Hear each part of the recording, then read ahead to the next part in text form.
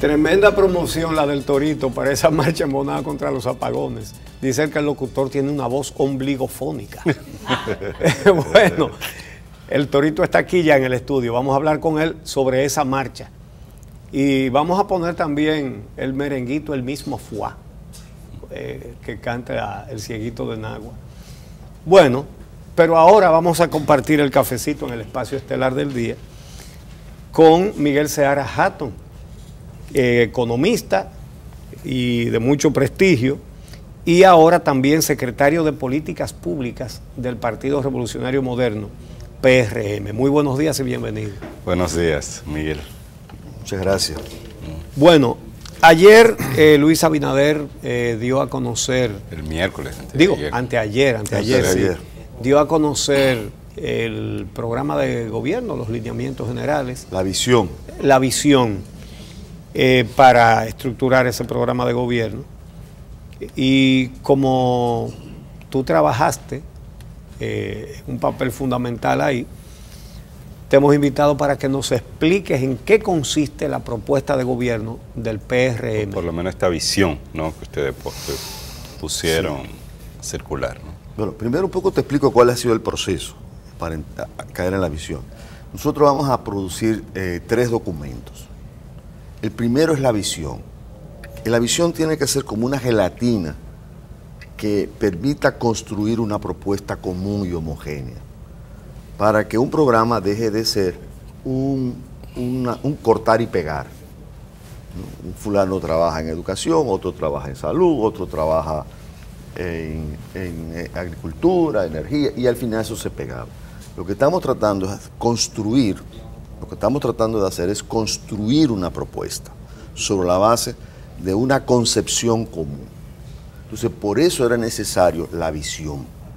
Y sobre esa base, entonces, que cada quien va a construir. Viene ahora un segundo documento, que es lo que llamamos las necesidades sentidas, que son aquellos problemas como seguridad, empleo, calidad educativa, salud, y otros temas más, unos 10 temas, en donde vamos a tener propuestas concretas, inmediatas, de lo que haríamos.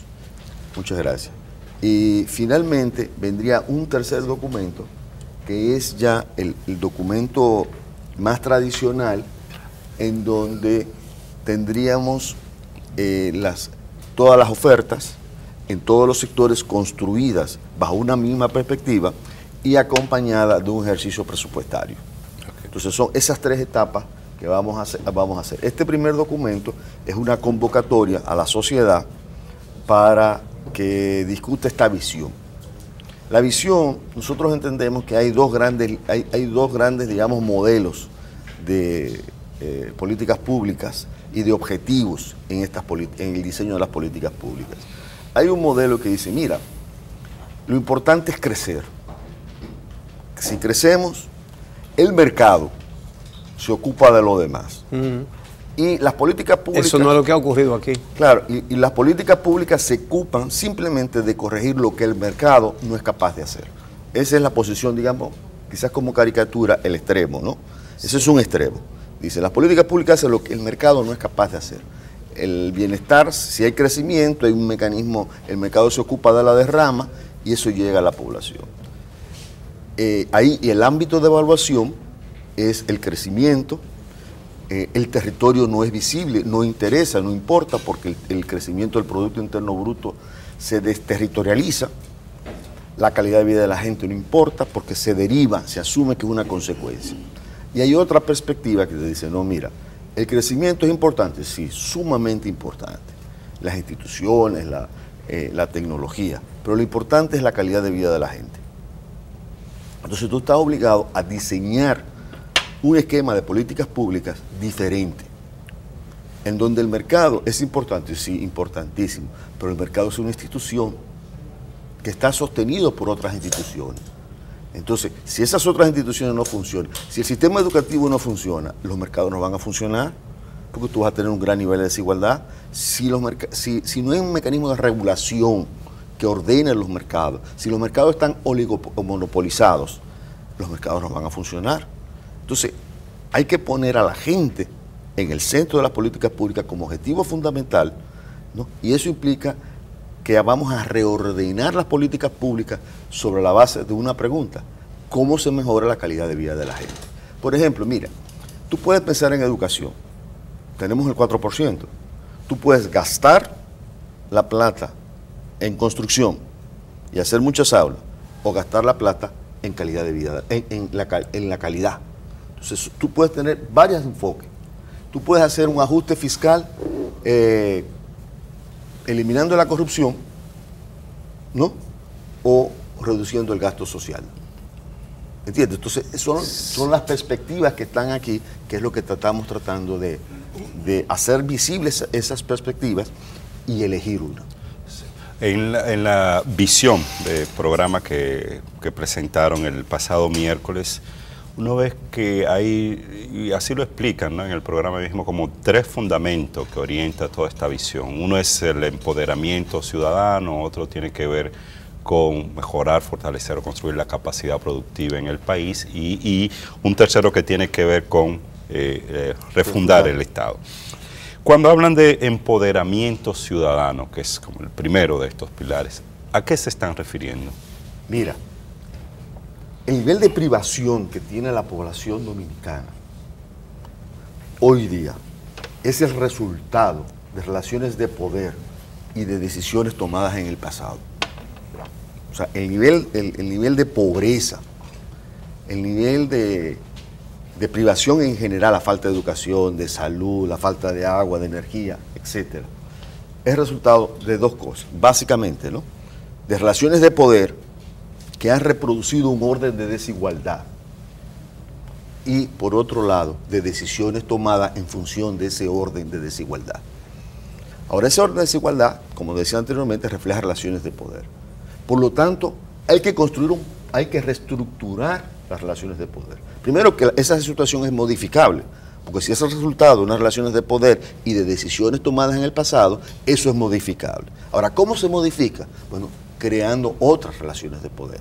¿Y cuál es la base de esas nuevas relaciones de poder? La ciudadanía. Hay que crear poder ciudadano. La gente tiene que empoderarse, la gente tiene que movilizarse. Ustedes están anunciando una actividad con el Torito para la semana... El próximo martes. El próximo martes. Eso es empoderamiento ciudadano. La población tiene que empoderar, coger poder.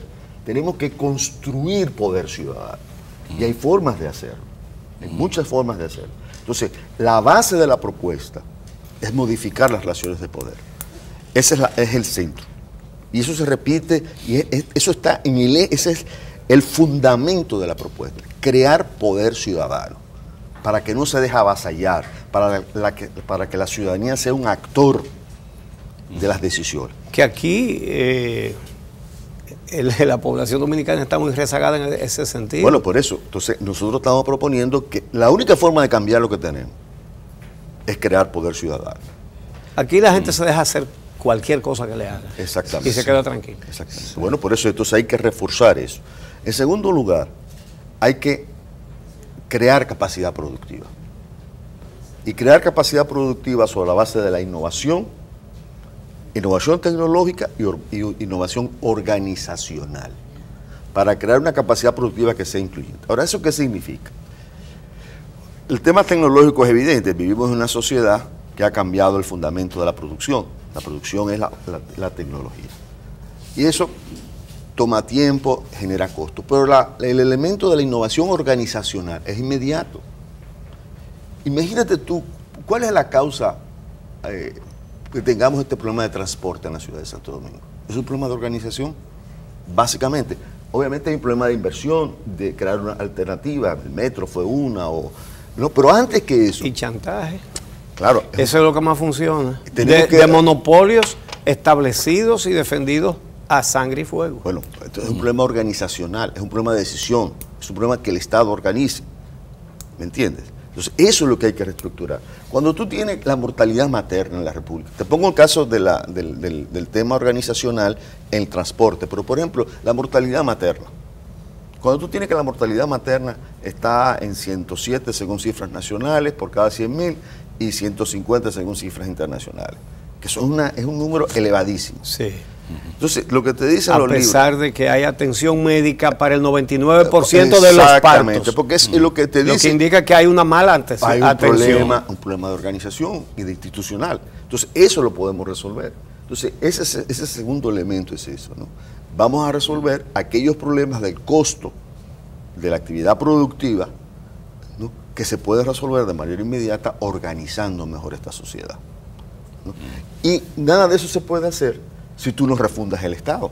O sea, tú no puedes crear poder ciudadano, generar innovación en el aparato productivo sobre la base de crear capacidad productiva sobre la base de la innovación tecnológica y organizacional si tú no refundas el Estado. ¿Y qué significa eso hoy en la República Dominicana? Refundar el Estado significa cambiarle el sentido a la acción del Estado. ¿Me entiendes? Completamente. O sea, transparencia, o sea, una práctica diferente, un compromiso diferente, una visión diferente. ¿Me entiendes? Entonces, si tú no haces esas tres cosas, es muy difícil que tú cambies lo que tú tienes. Entonces, esa es la base de la propuesta. Y esa base de la propuesta es lo que tiene que permear todas las acciones en todas las áreas. No importa a dónde, no importa en el área donde estés, puede ser agricultura, política monetaria, política financiera, todas tienen que responder a una misma lógica. Tú que conoces bien la Estrategia Nacional de Desarrollo, que de alguna manera intenta apuntar a diversos de estos aspectos, entre ellos todo el tema económico o el tema institucional, ¿qué de diferente tendría la propuesta que ustedes hacen con esto que ya ha sido acordado en el país y que ha sido establecido como ley, que es esta Estrategia Nacional de Desarrollo? La prioridad en la lógica de la estrategia de crecimiento del producto. Todavía no la prioridad sigue siendo la mejor crítica que se le hizo a esa estrategia la hizo mi amigo Fernando Pellerano, el economista, que de un punto de vista de la teoría económica, del análisis económico, muestra que la lógica final de esa propuesta es el crecimiento del producto. Y todo lo demás viene por vía de consecuencia. Aquí no. Aquí vamos a mejorar la calidad de vida de la gente y por eso es que necesitamos crecer. Ahora, nosotros no vamos a inventar instrumentos de políticas nuevas, de políticas públicas. Ya todo está inventado. Lo que hay que generar es la combinación correcta de los instrumentos de política para que te dé ese resultado. Mira, hablando de crecimiento, ya el análisis, el estudio del Banco Mundial, lo resumió con mucho acierto en el título de ese estudio, la prosperidad no compartida. Así es. Pero aquí tenemos este contraste, un crecimiento económico espectacular y la menor reducción de la pobreza en el continente. Entonces, ¿cómo ustedes piensan revertir eso? Es la base, te repito, es la arquitectura, es el diseño. Lo que está funcionando mal aquí es el diseño de la sociedad dominicana, de cómo estamos funcionando. Y la base de eso son las relaciones de poder. Porque si tú tienes una sociedad desigual, ¿no? Una sociedad desigual en lo económico, en lo social, en lo institucional, que se reproduce automáticamente. No, tú tienes una institucionalidad que reproduce la desigualdad. Cuando tú tienes un sistema de salud, uno para los ricos y otro para los pobres, ¿qué tú estás creando? Un sistema que reproduce la desigualdad. Cuando tú tienes un sistema de justicia que debe ser independiente, ¿no?, que funciona desde una perspectiva de intereses de X, por ejemplo, de partidos políticos, tú estás generando desigualdad. Entonces lo que hay que modificar es el diseño del aparato productivo. Y en ese sentido, ¿estaría el PRM dispuesto a establecer la independencia del Ministerio Público, a imponer la independencia de la judicatura? ¿Haría una modificación constitucional para cambiar las mal llamadas altas cortes? Mira, por eso hablamos, la garantía de esos cambios es el poder ciudadano. Porque es tu problema de poder. ¿Me entiendes? O sea, aquí hay un partido que tiene el poder que se ha impuesto, ¿no? Entonces, eso no se puede modificar si no se crea un poder alternativo. ¿Y cuál es el único poder alternativo realmente que tiene esta sociedad? El poder ciudadano. Por eso hay que construir ese poder ciudadano. Por más reformas institucionales que se hagan, si no hay un poder ciudadano que obligue que a eso se cumpla. Aquí el Poder Ciudadano creó el 4%. Sí. El Poder Ciudadano fue el que empujó el tema de los haitíes. El Poder Ciudadano creó el tema de Loma Miranda, ¿no? El Poder Ciudadano se va a manifestar el martes en Bonao, y así sucesivamente, y se ha manifestado el domingo, hace varios domingos, en la capital. Entonces, esa es la garantía de que las cosas cambien. Que tiene el Estado para generar equidad es el de las políticas sociales. ¿Cuál es la característica, son las características de las políticas sociales actual y qué piensa hacer el PRM para que las mismas sean efectivas en la lucha contra la pobreza y la desigualdad? Mira, nosotros, por ejemplo, hicimos un cálculo. Nosotros vamos a diseñar una política con varios ejes transversales. Tú no puedes plantear la calidad de vida de la gente como propósito si tú no mejoras el problema de las relaciones de género. El género es un tema fundamental. Las mujeres no pueden estar excluidas de las políticas públicas, ¿no? Y tenemos una sociedad donde la cultura, ¿no? Margina el 50% de la población. Tú no puedes plantearte una política social diferente si tú no tienes una visión de territorio. ¿Por qué? Porque las oportunidades están donde vive la gente. ¿Y dónde vive la gente? No vive en Santo Domingo. Lamentablemente hemos tenido ahora, está toda esta discusión sobre los diputados. ¿Por qué? Porque ha habido un desorden en la sociedad dominicana que está sacando a la gente de donde vive y trayéndola a la capital. Y es lógico. O sea, si yo no tengo oportunidad, yo vivo en Elías Piña y no tengo oportunidad en Elías Piña, ¿qué voy a hacer? Me voy para la capital. Entonces hay que crear oportunidades en la capital. Por eso en esta visión, el tema territorio es un elemento y no sería estructural. Lo contrario, no habría que crear oportunidades en Elías Piña. Por eso dije crear oportunidades en Elías Piña. Ah, no, es que tú dijiste en la capital. No, pero discúlpame. Lo que quise decir es, vamos a crear oportunidades en Elías Piña y hay que visibilizar el territorio, ¿no? Tú no puedes pensar, por ejemplo, en una estrategia si tú no generas participación, si la sociedad es actor activo. Es más difícil la cosa, ¿eh? Es más lento, pero es más democrático y es más legítimo. Obviamente tú tienes que hacer consultas. Sí, las vías correctas siempre son más difíciles. Claro. Tú no puedes pensar, por ejemplo, en una propuesta si no tiene sostenibilidad, ¿no? Si no hay transparencia en la gestión pública, si tú no atiendes a grupos vulnerables. Tú tienes que aquí aproximadamente el 7% de la población vive con discapacidad.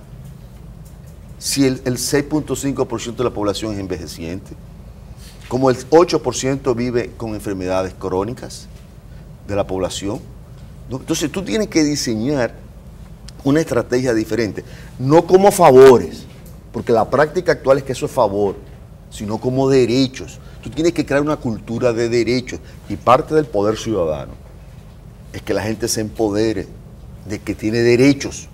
Por el simple hecho de ser humano, tú tienes derechos, tú eres portador de derechos.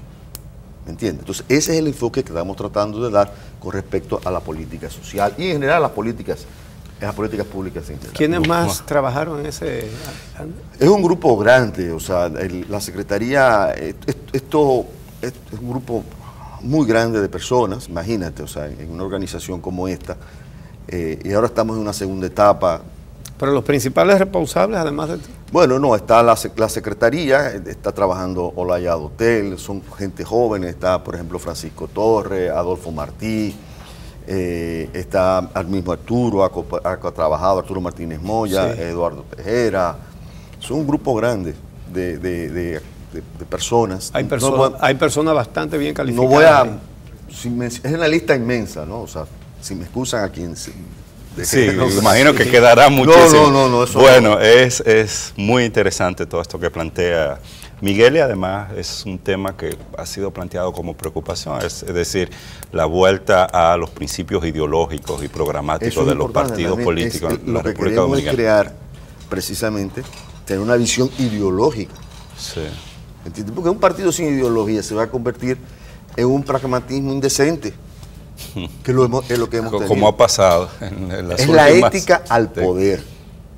Sí. Esa es la consigna, una de las consignas fundamentales, la ética al poder. Muchísimas gracias a Miguel Seara Hatton del Partido Revolucionario Moderno, pero intelectual, economista, muy reconocido en el país, profesor de... Sigo siendo profesor, sí. investigador, no soy político de profesión, bueno, eres soy académico político de profesión. Sí, sí. Un político, y lo que requerimos es políticos que tengan las condiciones técnicas e intelectuales que tú tienes, Miguel.